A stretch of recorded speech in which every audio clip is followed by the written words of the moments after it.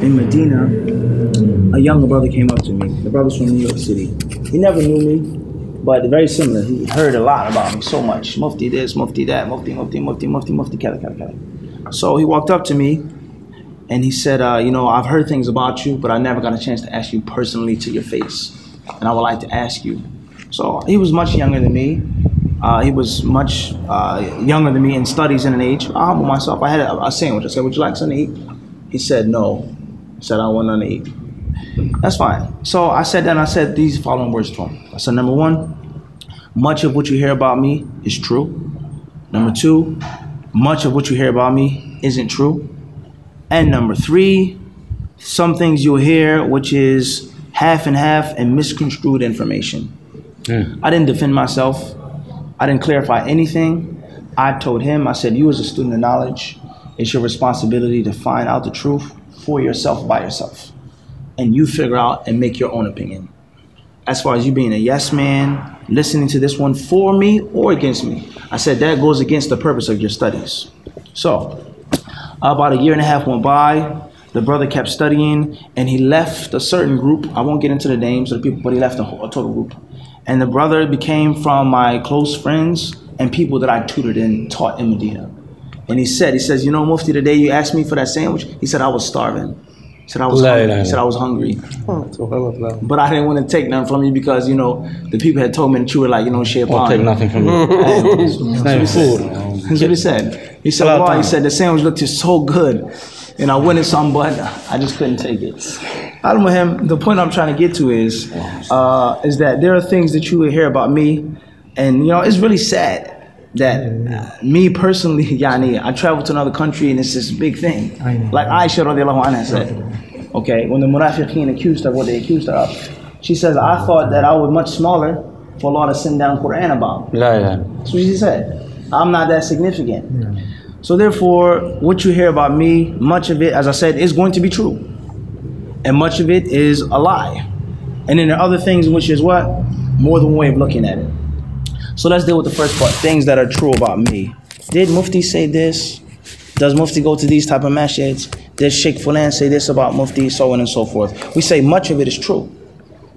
Without a doubt, much of it is true. However, just because it's authentic information doesn't mean that I'm wrong or he's right and I'm wrong. Doesn't mean that. As you said in the sciences of hadith, we have hadith that's sahih. That does not mean that the hadith is used and understood properly. Doesn't mean that. It being sahih, authentic information, that's only the first step. That's the first step. Authenticating the information. The next step is looking into the information, analyzing it. Now, Mufti supposedly said this statement. That's the first level. The next level is something that's a blatant lie, such as what I mentioned in that video, and other things. That was just a small piece of many things. As I said in the video, people have been talking about me for years, and I knew that, and I turned away from that for several reasons, as I clearly mentioned in the video in the first couple of minutes. So therefore, that which is a clear lie, we don't even have to deal with. We can just throw that out. I believe everybody, we can just discard that. Okay. And last but not least is that which is correct, but the information has been misconstrued, and a person's tafsir has been placed on it. Therefore, the whole entire asl of the concept of the science of al-jarh wa ta'dil.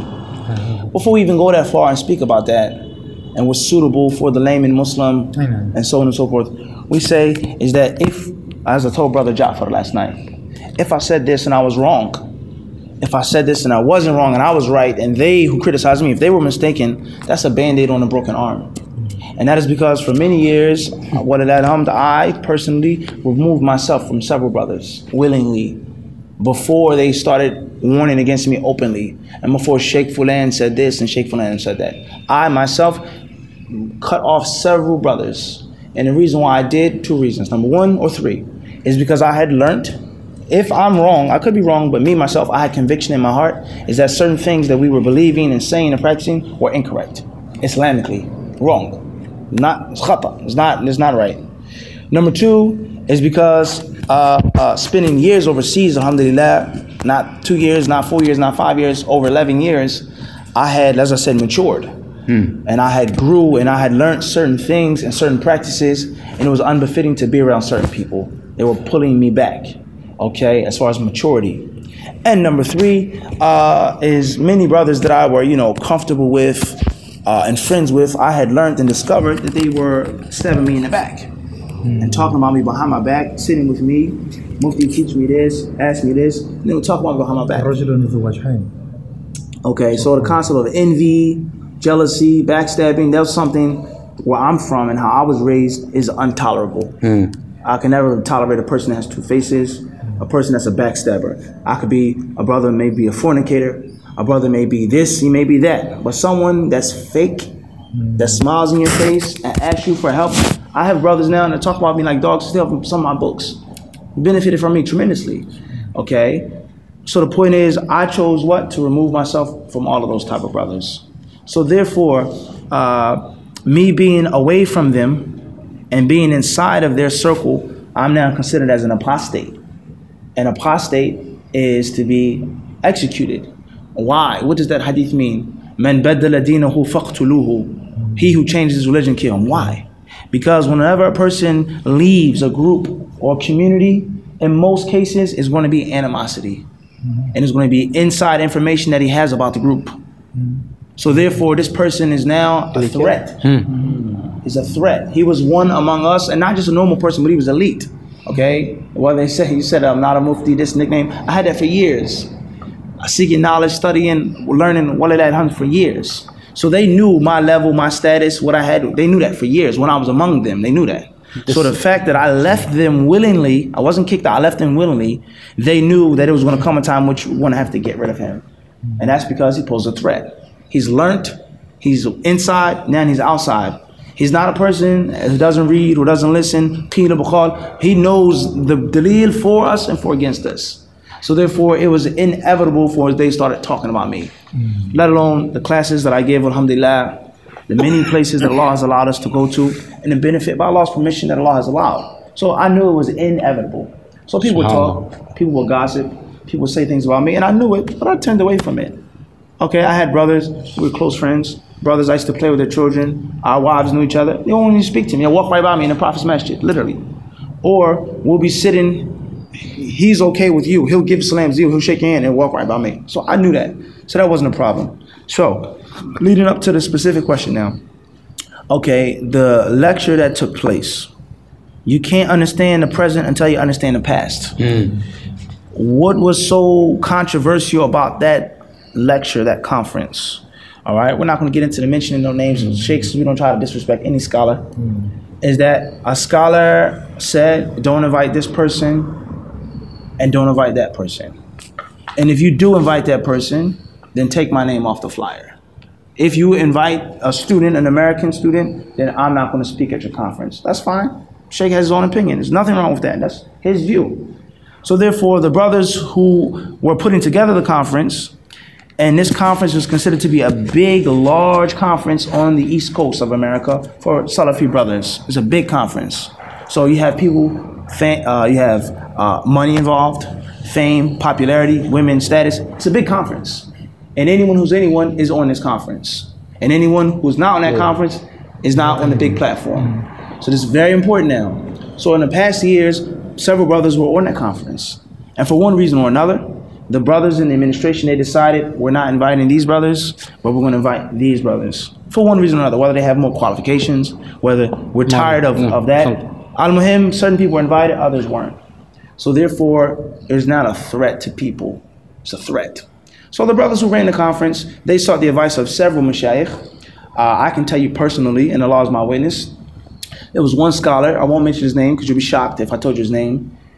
They asked him a question. They said, Sheikh, we have a problem with Sheikh Fulan and with this student. We want to invite this student, but Sheikh Fulan says don't invite him, and if you do invite him, then take my name off the flyer. Do you know what the Sheikh said? He didn't say anything about the ulama, Sheikh Fulan, Fulan. He didn't say nothing about that. He says, who's more beneficial to your conference? Who's going to benefit the people more? That's what he said.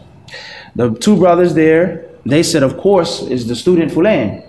He teaches us more classes. We barely speak to Sheikh Fulan. He's going to benefit our people. He's from us. The Sheikh said, He said we were in his office in the King Fahd Quran complex. He was working. He said, so why are you in my office taking up my time? I swear, Allah is my witness. He said, why are you taking my time? He says, if you know someone who's more beneficial to your conference, why even? So they said, but Sheikh, no, he's a Sheikh and a Sheikh Fulan. He says, but you yourself say this is more beneficial. You want to see yourself. You just contradicted. So what happened was, they said, but the Sheikh is angry and so on and so forth. And we're not going to get to no other side issues. We want to stay objective. The Sheikh said, the next step is, he says, okay, he says, well, I have an idea for you. He said, well, you should invite student Fulan. Don't listen to Sheikh Fulan. That's what he said. He says, don't listen to him. He didn't disrespect him. He didn't say he was right or wrong, but he said what? He says, don't listen to him. He says, invite him. He says, no, but the Sheikh and the people are going to boycott us. And they're going to want from us. And he says, so what? So therefore, he says, I'll give you one last solution. He says, won't you invite Sheikh Fulan on the flyer and have Brother Fulan speak without his name being on the flyer. That's what he said. Everybody started laughing. He said, we can't do that, Sheikh. He says, well, I can't help you. So we left. And then they went and they visited several other scholars, and all of the scholars, they all said the same thing. Invite Fulan, don't worry about what Sheikh Fulan is saying. Clear. So therefore, before I even get about Jarh or Ta'deel and what I said, the whole conference was already what? Jacked.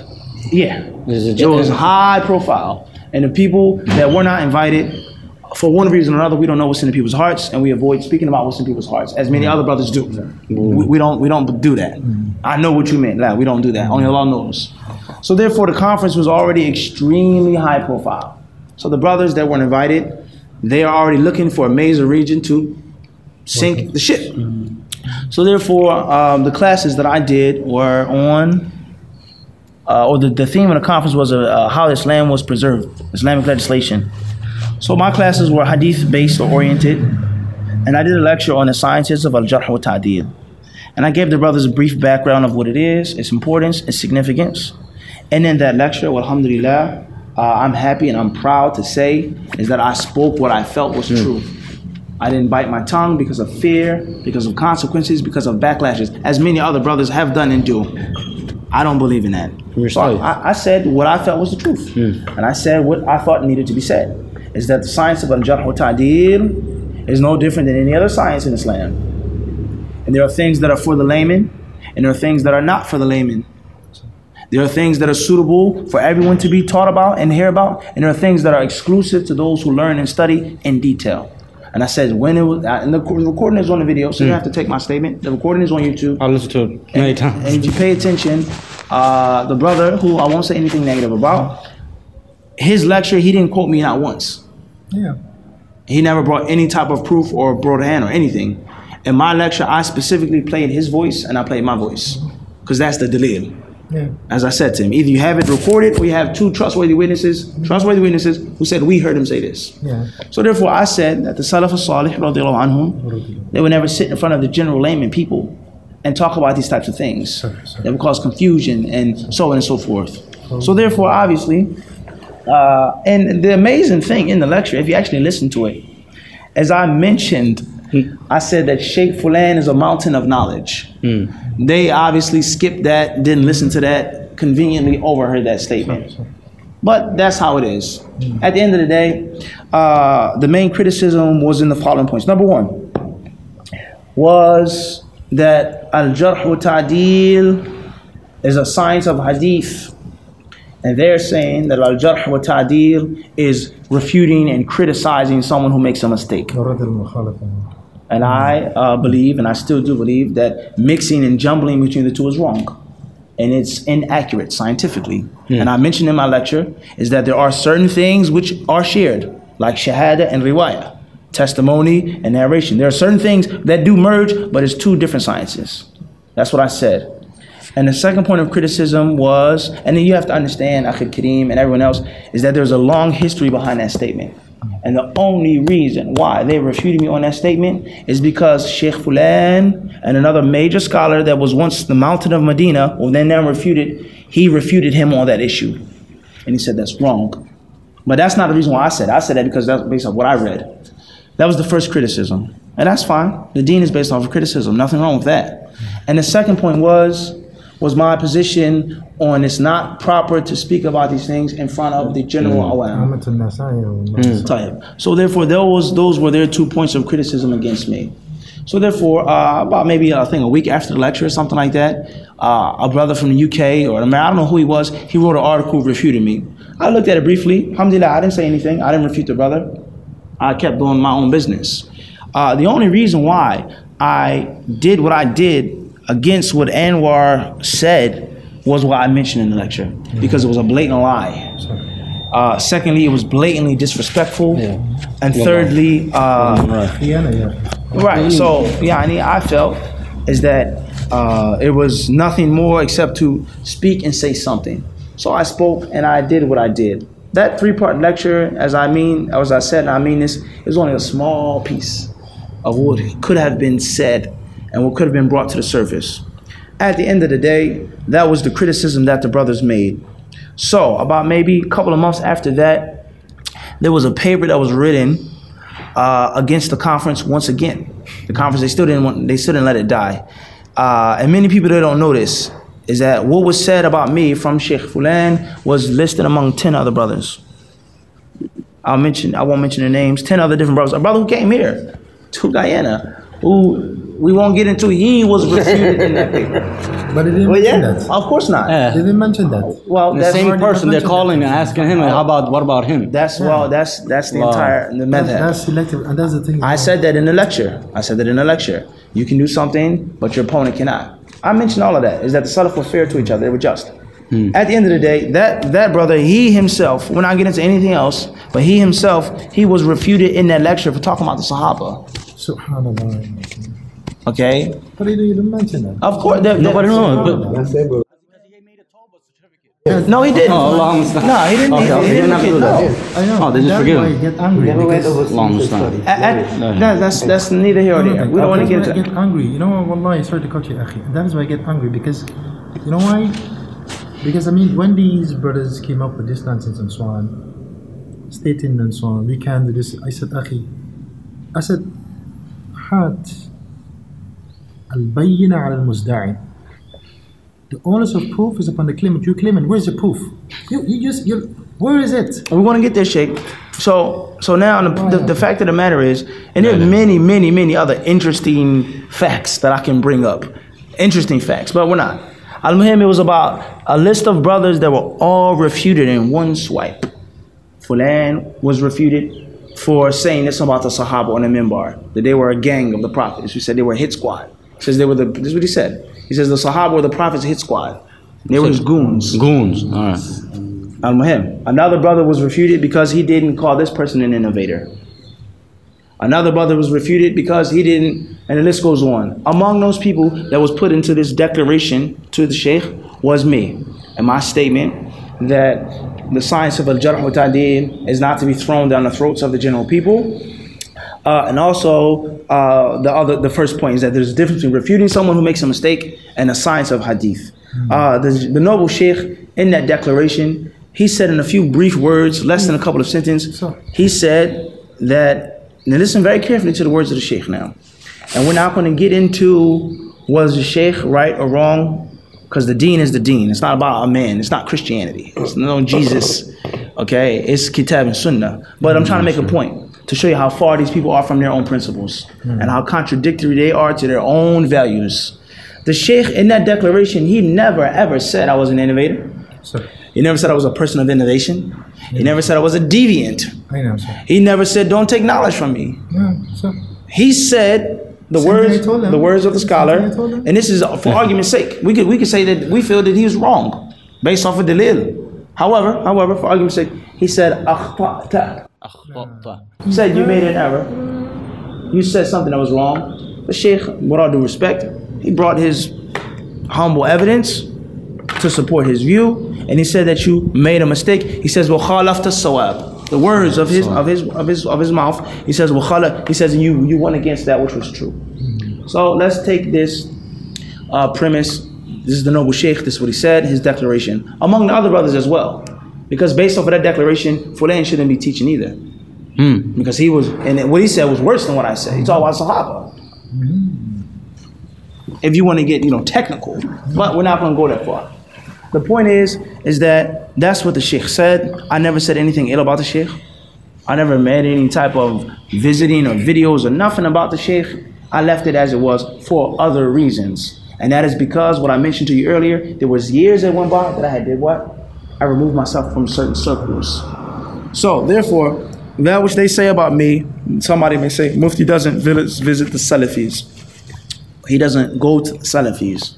Or he's not with the brothers, they may say this. Or he goes to deviant masjids. His masjids are deviant. These masjids are the Ikhwan Muslimin, and so on and so on and so on and so forth. La bas. I'm going to tell you now, as your brother, your younger brother in Islam, and your brother in Islam to all you brothers, is that many things that people say about me, as I said, are true. But I can only do what I believe is correct. If I've studied, and if I learn, and if I feel that it's not only permissible, but obligatory to go to a certain masjid, a certain place, I have to do what I feel in my heart. If I'm wrong, then that's between me and Allah subhanahu wa ta'ala. And if I'm right, then that's Allah's blessing. I cannot, and I say this to you, Akhi, and I will not make myself a person who lets another man think for me. Alim, student, imam, sheikh, impossible. And that's how my mother raised me. And that's what my father told me. No one is to think for you. You think for yourself. If you're wrong in what you think, that's better than you being right upon following the next man's view. And the way of the Salaf al-Salih, radiyallahu anhum, in these issues, we can give a whole entire lecture on this. Don't follow. And we're not going to, I'm just telling about myself. That's it. So therefore, you may hear something about me. They may say, Mufti, he teaches in this masjid in New York City. Or he's with this brother. Maybe I am. But I can only do based off of what I feel is right. So there are things I said that are lies.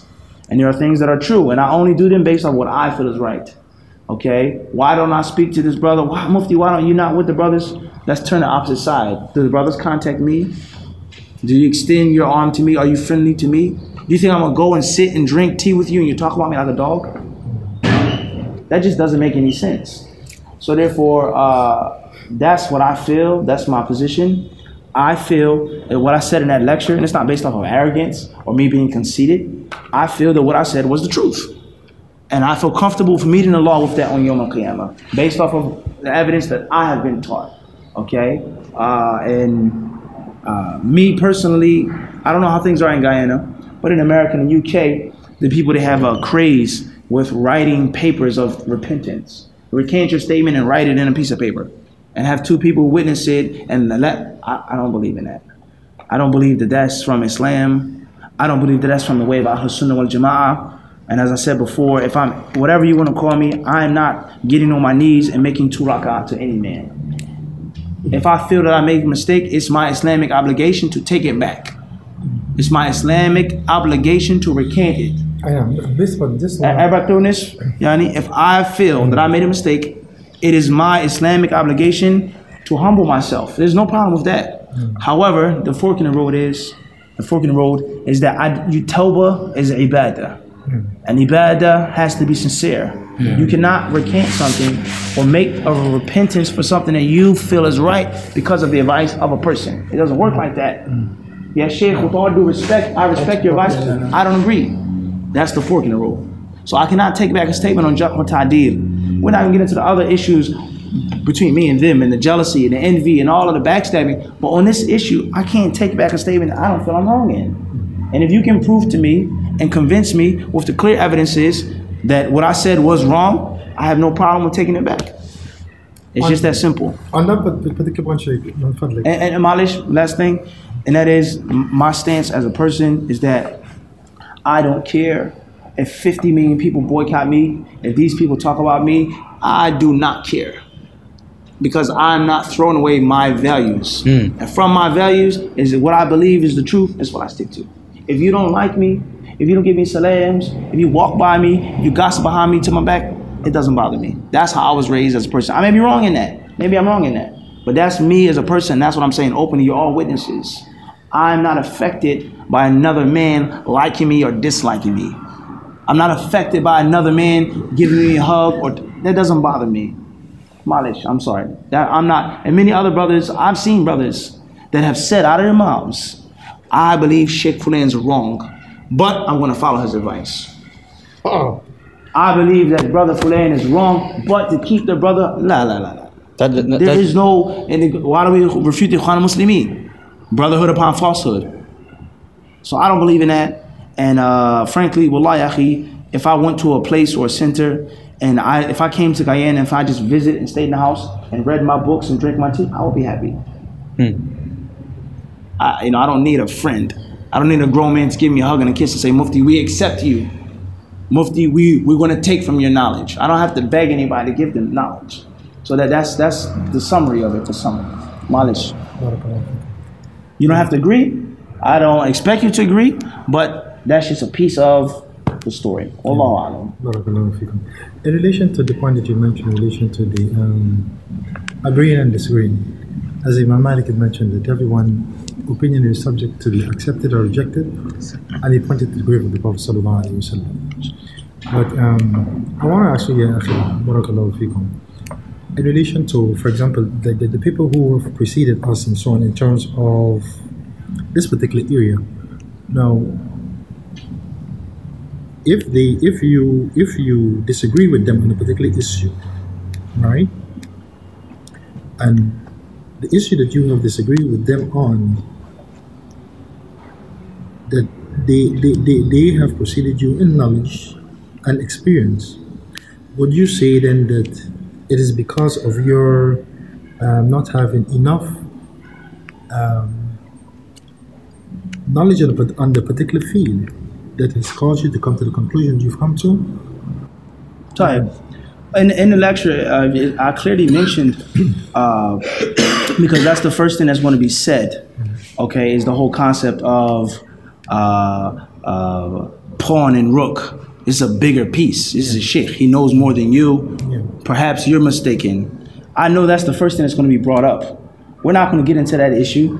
I clearly mentioned the statements of probably 6 to 7 scholars who said the same exact thing that I've said, if not stronger than what I said. So that eliminates that variable. That's out the window. I just want to you're convinced of that view, but it's not necessarily your. That's what's going to be said first, and that's an issue that has to be debated among tulab al-ilm. Okay, and if you want to get technical, Sheikh Rabi' himself. I'll give you something he was asked about once. Listen to this. There was a book that I bought once, and later on I bought the tape. This is when we were using tapes. And there's questions about ruqya, about making ruqya on people. And they asked the sheikh the question about reciting Surah Al-Fatiha over water. Reciting Surah Al-Fatiha over water and drinking the water. Is that permissible, and is that a means of ruqya? You know what the sheikh said? He said, no, that's not from the Sunnah. He said, you can't do that. The question is said, but Ibn Taymiyyah said it, and Ibn Qayyim.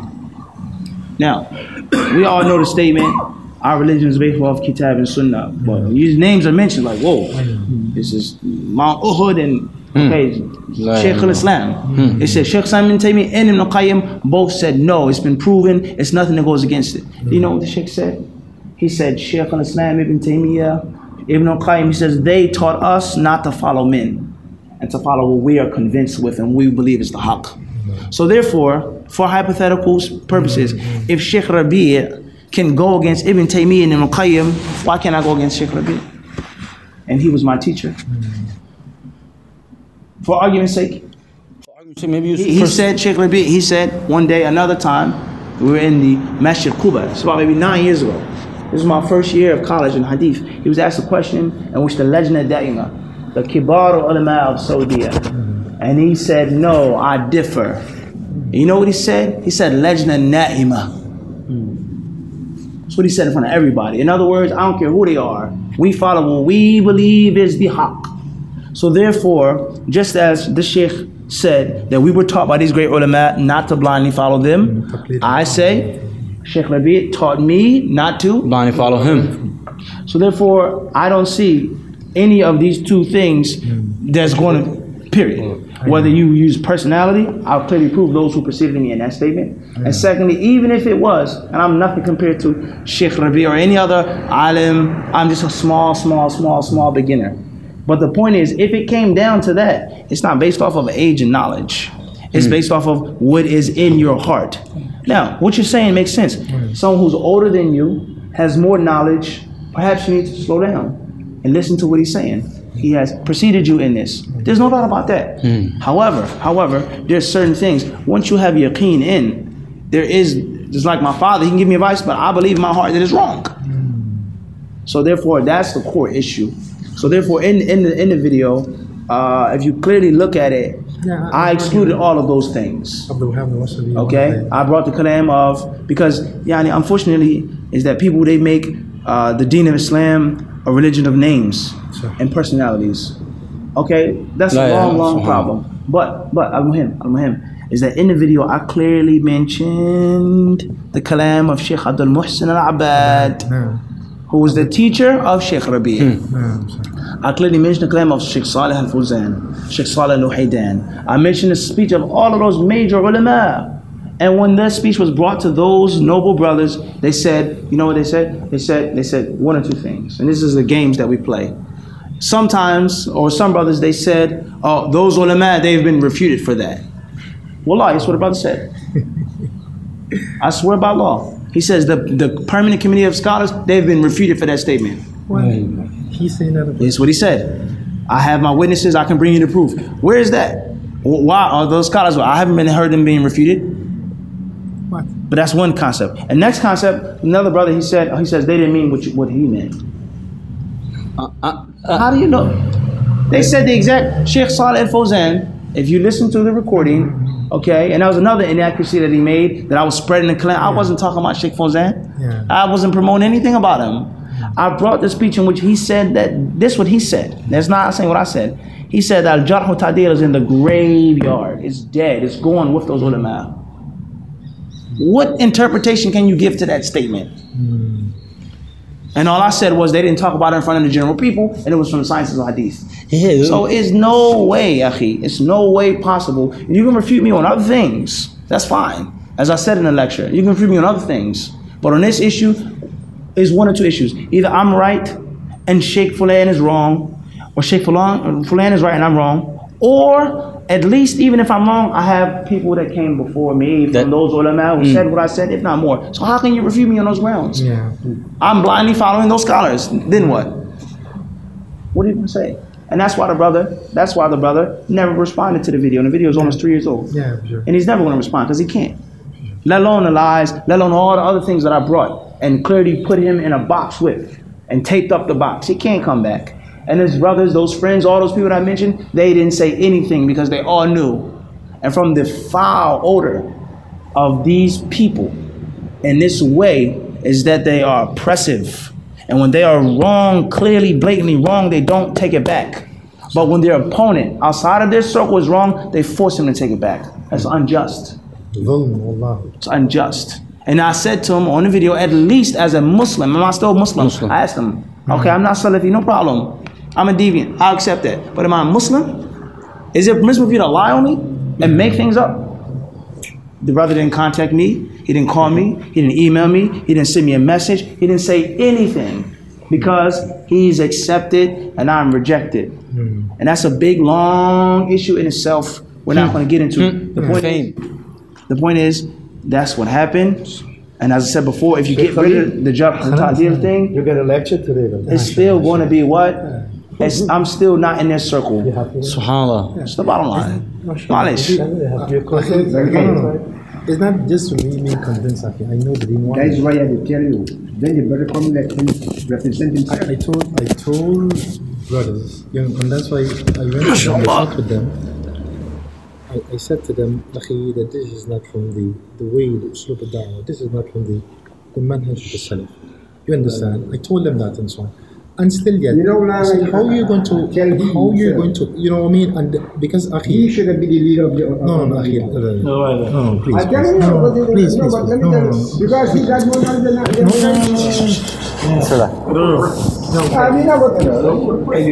Akhi, I know of, you know, when I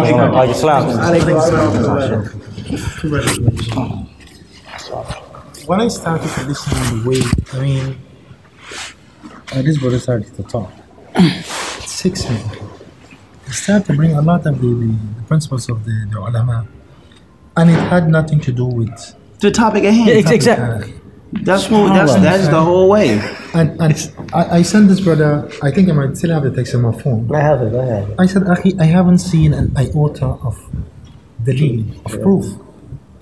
And this thing here, Akhi, that this brother has gotten himself to, Akhi, he started to put this one off and this one is this. Akhi, I'm the contemporary of these brothers, and so for sure that you would know them. Abu Usama, I know, and Abu Abdul Shakir. I can remember thinking by myself, Abu Usama, we were sitting, I think it was in Masjid al-Nabawi, and Abu Usama and Abdul Shakir, they were discussing an issue.